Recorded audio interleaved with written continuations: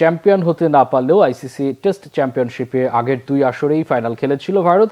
এবার টানা তৃতীয় ফাইনালের পথে পরিষ্কার এগিয়ে ছিল ভারতই, কিন্তু গত 6 মাসে ভারতের সবচেয়ে দামি ও ক্ষমতাবান কোচ গৌতম গম্ভীরের অধীনে সব উল্টে গেল।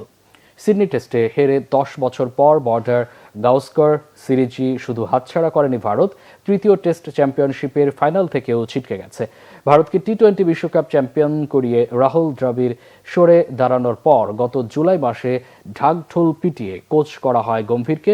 রেকর্ড পারিশ্রমিক এবং দল গঠনে পূর্ণ ক্ষমতা পেয়েই দায়িত্ব নেন গম্ভীর, কিন্তু তার অধীনেই গত এক যুগে সবচেয়ে বিধ্বস্ত ভারতীয় ক্রিকেট।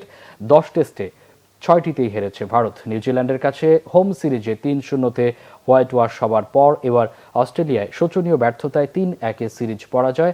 তাতে গত প্রায় 2 দশকে ভারতের সবচেয়ে ব্যর্থ কোচ এখন গম্ভীর। ভারতের এই ব্যর্থতার জন্য ব্যাটসম্যানদেরকেই দায়ী করেছেন দেশটির সাবেক ক্রিকেটাররা এবং মিডিয়া। যদিও দেশটির ক্রিকেট গ্রেট সুনীল গাভাস্কার ভিন্ন কথাই বলছেন। ভারতীয় ক্রিকেটের এই লিজেন্ড বরং ব্যর্থতার দায় চাপিয়েছেন গৌতম গম্ভীরের নেতৃত্বাধীন কোচিং প্যানেলের উপর। গাভাস্কারের মতে দলের ব্যাটিং অর্ডার নয়, বদলে ফেলা উচিত কোচদেরই।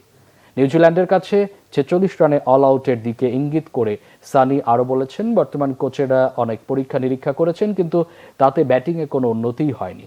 তারা ব্যর্থ, তাদের বদলে ফেলা উচিত।